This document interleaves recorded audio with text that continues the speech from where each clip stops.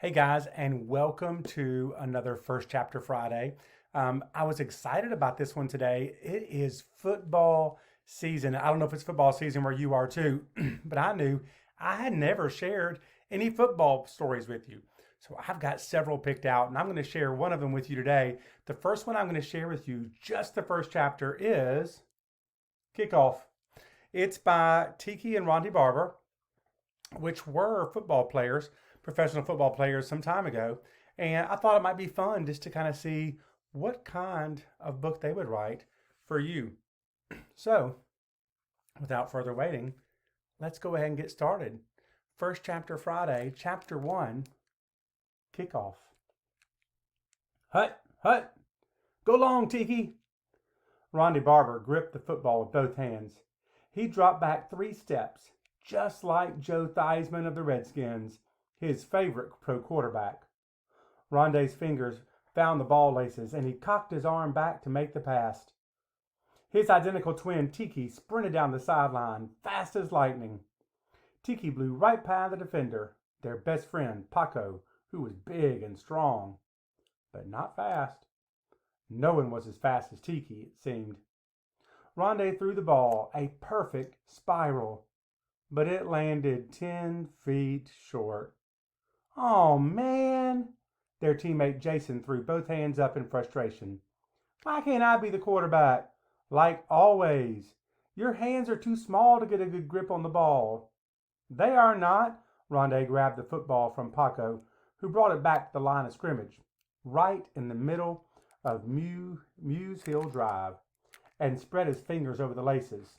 See? Whatever, Jason said, frowning.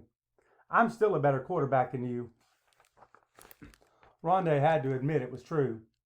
Last spring, their team, the Vikings, had won the Peewee League championship.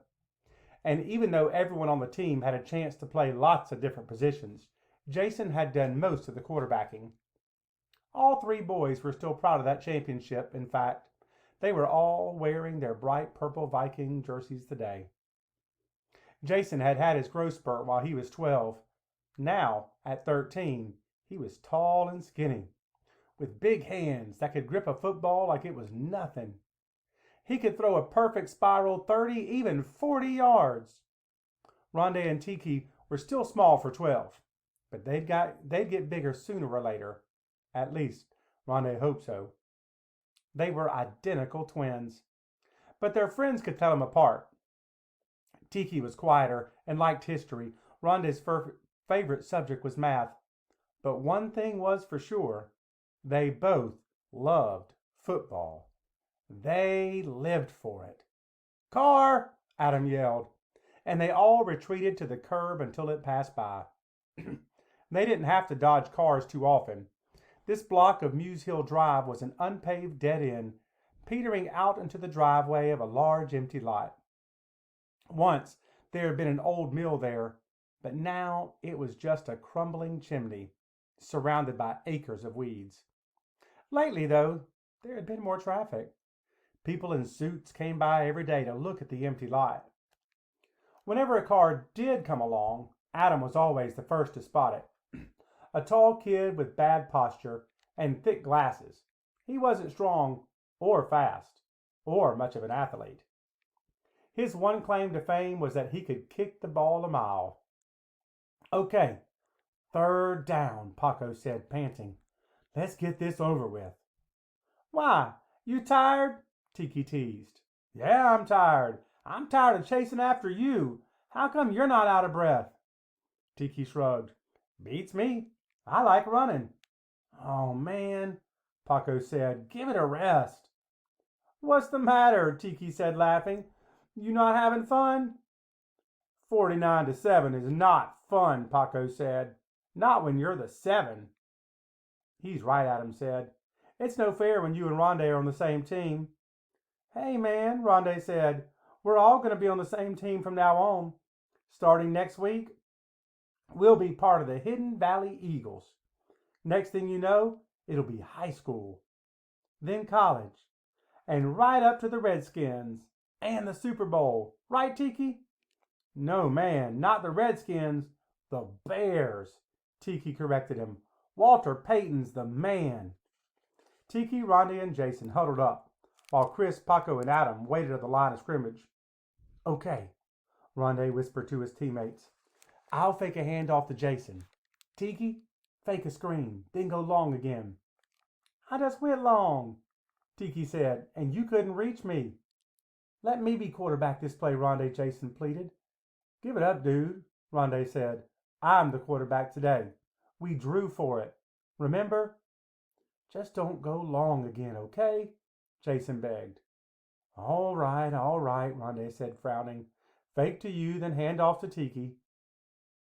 They lined up at scrimmage, and right on cue, Chris started doing his sportscasting routine. True, they were only playing 3-on-3 touch football on an unpaved dead-end street, but Chris made it sound much bigger and more important.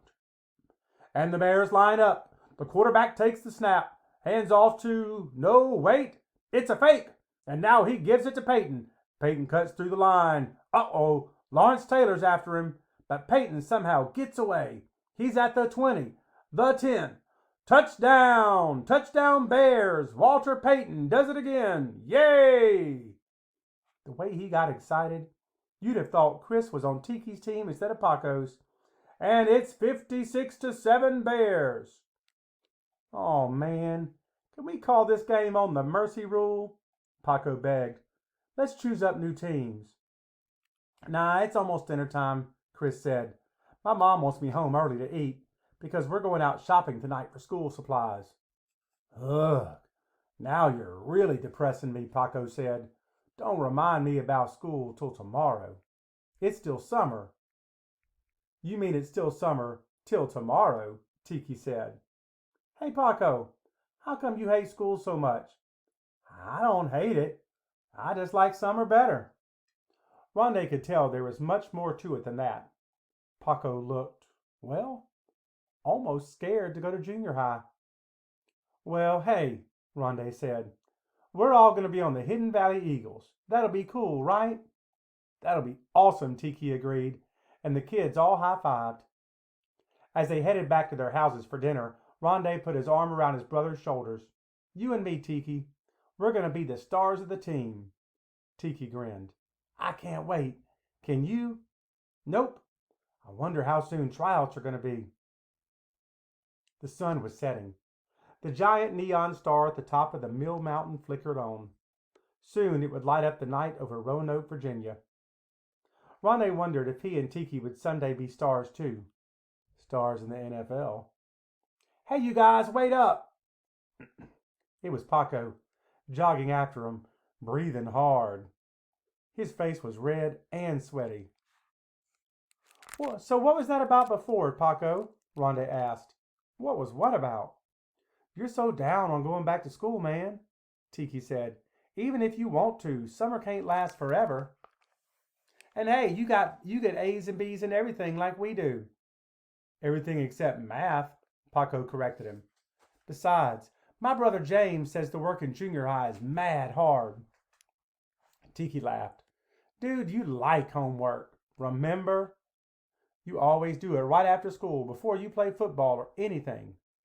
I just do it that way to get it over with, Paco said. Besides, you guys do it right after school too. We have to, Ronde said. Our mom makes us.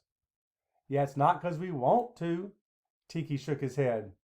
I could never think like you, Paco. You are truly bizarre. Ronde gave Paco a playful shove. Come on, dude. What are you scared of anyway? It's going to be fun. That's what you think, Paco said. Tiki said, I think going from class to class is going to be awesome. Just think, if you don't like your teacher, just wait an hour and you're with a different one. And anyhow, after 7 years, I'm ready for a new school. It's not that, Paco said, stopping and looking down at the ground. It's... Oh, never mind. Tell us, dude, Tiki said, putting an arm around him. Hey, we're best buds, right? You can tell us anything. Paco sighed heavily. All right, but don't go freaking out when I tell you. He looked first at Tiki, then at Ronde.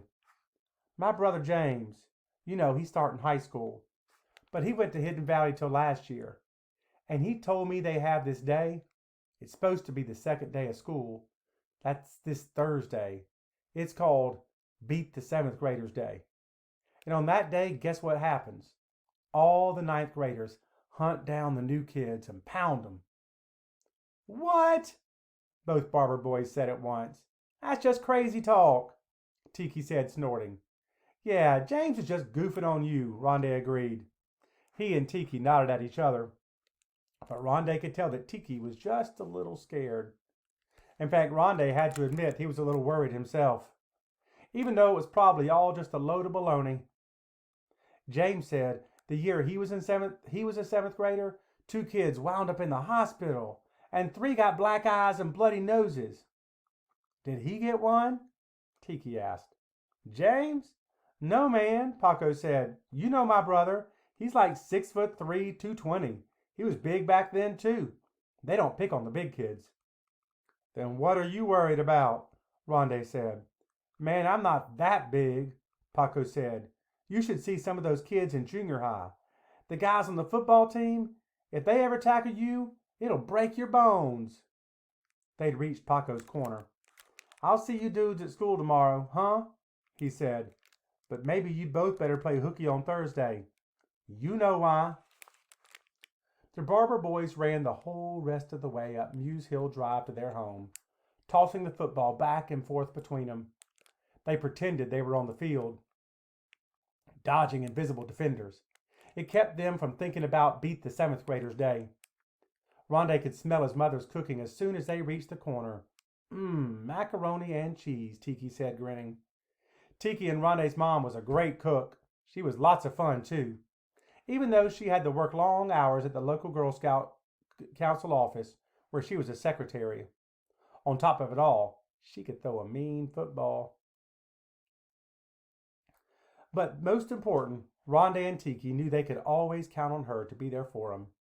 Smelling their favorite dish, they stopped tossing the ball and flat out raced the rest of the way home.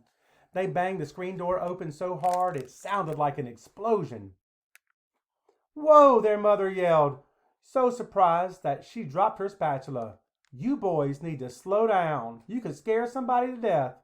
Sorry, Ma, Tiki said. Sorry, said Ronde, retrieving the spatula for her.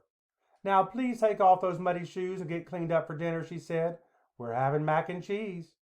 Yes, ma'am, said the boys, and they raced each other to the bathroom sink, bumping, blocking, and laughing all the way.